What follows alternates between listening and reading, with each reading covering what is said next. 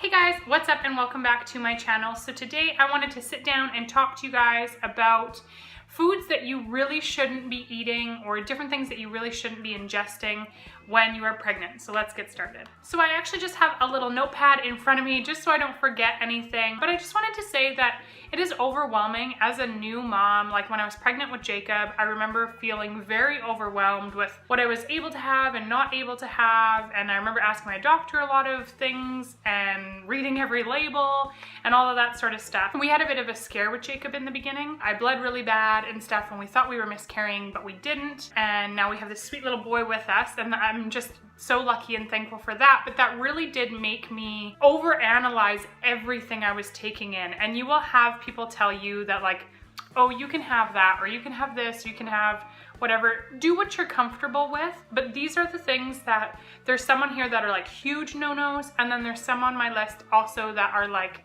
just, you know, making sure that you have them in moderation. A lot of these things I cut out completely and didn't have at all, especially with Jacob's pregnancy. I'm a little bit more lenient this time around just because I know more and I feel more confident in my choices, like I said, after talking to my doctor and things like that. So I'm just keeping that in mind, making sure you have open communication with your doctor and just making sure that you do what you are comfortable with regardless of what people are telling you that you can or cannot do. So the very first couple on there are kind of givens. Number one, alcohol. Of course you can't have alcohol when you're pregnant. It's not good for you, it's not good for baby, all of that sort of stuff.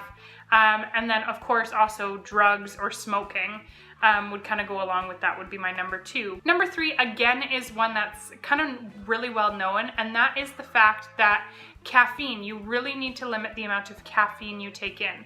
So if you're a coffee drinker or a tea drinker or a pop drinker or whatever it may be, I think most doctors will probably recommend that you don't have more than like a cup a day of that. And that's not like you go and find your biggest cup in the house and fill it right full. I think that's like a regular coffee mug or a regular cup, like 8 ounces or something like that. No more than that daily if you are somebody who needs it. And the reason that is just because of the caffeine. The caffeine is not good for you and it's also not good for baby. Number four, which kind of goes along with the coffee, I did mention tea. Big ones to like really watch out for would be like the black and the green teas because of the caffeine level. There are also a lot of herbal teas you got to be careful of.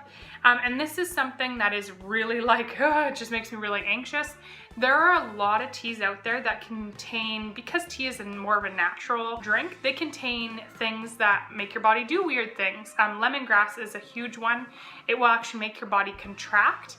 And so if you are in early pregnancy, especially, people have been known to miscarry because of the fact that they've been drinking these teas that make your body contract. So be very cautious of that. There are also a lot of teas out there that you are supposed to drink closer to the end of your pregnancy to induce labor.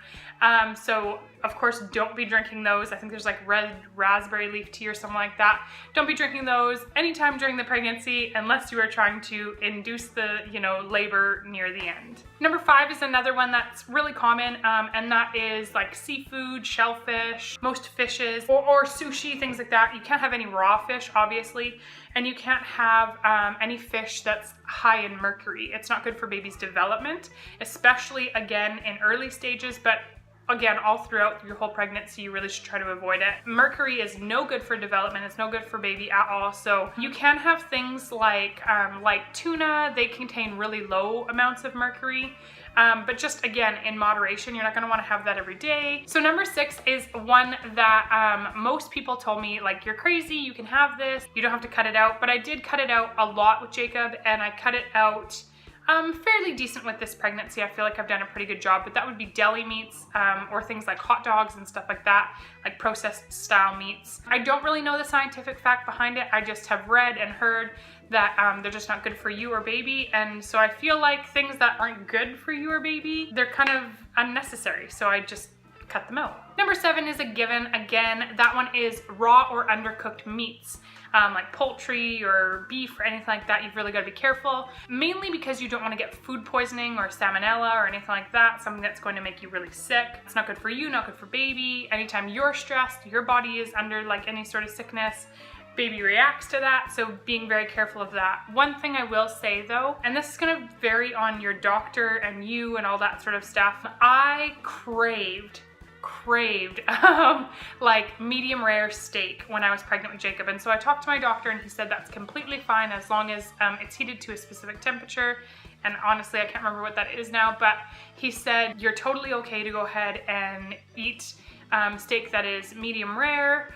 And so just talk to your doctor. They might tell you no at all, like unless it's well done, don't eat it. And then gauge how, again, like I said, what you're comfortable with and how you kind of feel about the process after talking to your doctor and all that sort of stuff. Number 8 is really similar to that, and that is raw or undercooked eggs. So if you are somebody who likes to have eggs in the morning, you are now a scrambled egg person or a hard egg person or a boiled egg person. You can no longer have those like sunny side up or over easy. Any runny yolks isn't good for you. I have heard that it's okay in moderation, but I have heard people say, nope, it's not good at all. So again, talk to your doctor and do what you are comfortable with. Again, with that though, making sure that, because this is something you wouldn't really think about, you're not having any desserts or other foods that have raw egg in them. So things like cookie dough.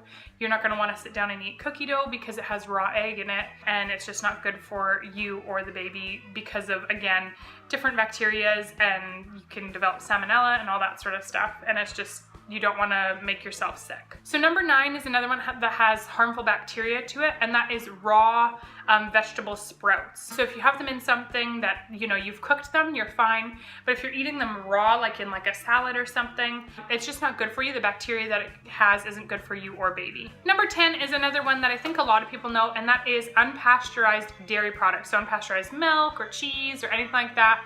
Making sure that you are totally cutting that out. That is no good for you at all. Number 11 is one that a lot of people kind of wouldn't think of. And this is something that I feel like is just not necessarily common sense, but just something that you should just watch for in general. And that is any over-the-counter medication, prescription medication, anything like that. Of course, making sure that you're talking to your doctor about any of those. Most of the times, if you read the labels, it will say, do not take, you know, if you're pregnant or nursing, or it will say, talk to your doctor if pregnant or nursing. And so just making sure that if it does have any of those labels on there, that you're talking to your doctor ahead of time.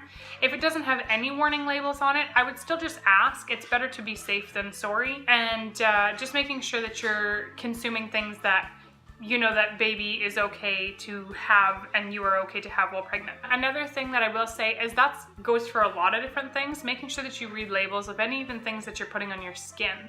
There's a lot of different skin creams and things that you can take for like acne and all that sort of stuff that you cannot use during pregnancy because your skin absorbs it and then it gets to baby. So again, just reading labels, that's the most important thing. If you're reading labels, you're gonna be safe. And so those are kind of my 11 things to try to watch out for, cut back on, or just not consume in general. But I do have a few things to kind of just note and kind of just say at the end of this. One thing, a huge thing, is just making sure that you're washing all of your produce. All your fruits and vegetables before you eat them.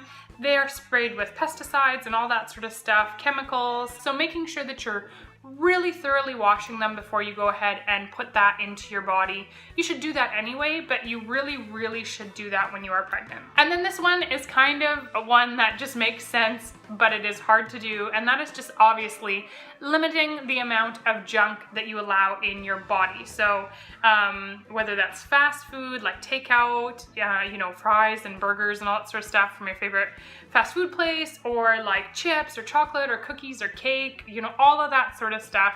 It's delicious, so we crave it constantly in pregnancy, but just really trying to limit that. It's gonna help you, it's gonna help with like gestational diabetes and all of that sort of stuff. So making sure that you're cutting back as much as you can on that kind of stuff. Of course, allow yourself to indulge a little bit, but just be very careful.